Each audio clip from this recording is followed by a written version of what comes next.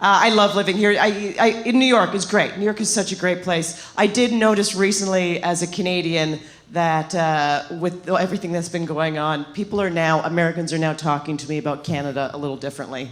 Like people used to just say things like, "It's really cold up there, right?" That's it. But now that it's your plan B, you're much different about it. Like I feel like Canada's slogan should be like, "Canada, oh now you're interested," you know? Because now you're coming up to me and you're like, how cold is it? Like, you're curious. You're curious. Like, how will it be when you move? Yeah. I had a few friends be like, how hard is it to learn metric? That's adorable. That's adorable. You kind of all know metric already if you think about it. Like, everyone here knows what 20 milligrams is, right? Because you're all medicated. 4 edibles. It's 4 edibles. But you know, I like living here. I live in Brooklyn. Brooklyn is like a brand across the country. People are like obsessed with Brooklyn. They think it is very trendy. It's like we feel very trendy living there. You know, we go around to our little coffee shops. I was at a new coffee shop that doesn't have any menus. You have to talk to the person that works there. That's how they make the right coffee for you. It was like a whole thing. The guy's like, what kind of coffee are you into? What do you need? He asked me like, what do you want to get out of your coffee? I've never thought about this before. I was like, what? I was like, I think I'm looking for like a little bit of a boost and to take a shit. Like, why are you doing this to me? Why are you doing this to me? Double espresso. Thank you. Yeah, that's perfect. Thank you.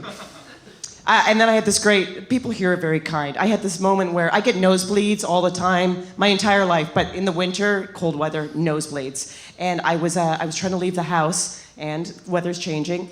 Got a nosebleed. I was like, oh, here we go. Fixed myself up. And then I left the house and I was running to the subway in a big puffy jacket and I was sweating. And I guess I snorted out a globule of blood.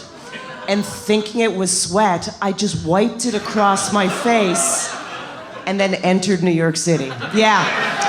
I got on a packed subway car from Brooklyn to go into Manhattan.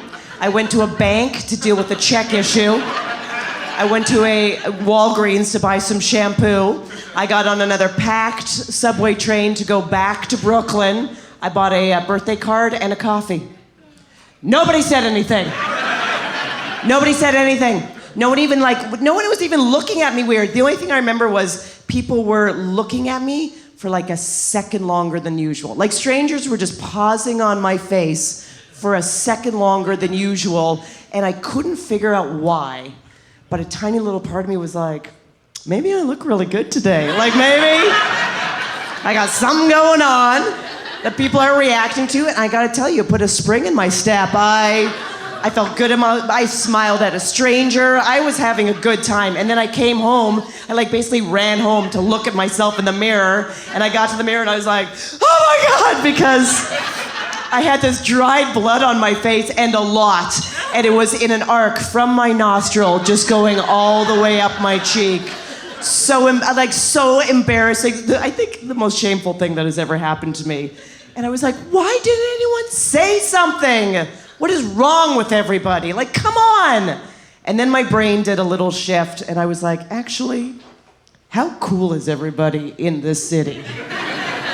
That like 1,000 strangers looked at me that day and just went, I don't know what the fuck's going on with that lady. Maybe this is the best day she's had in years. All right, maybe today she got most of the blood off of her face for the first time, got on some pants and made it out of the house, all right? Give her her coffee and let little Bloodface live her life.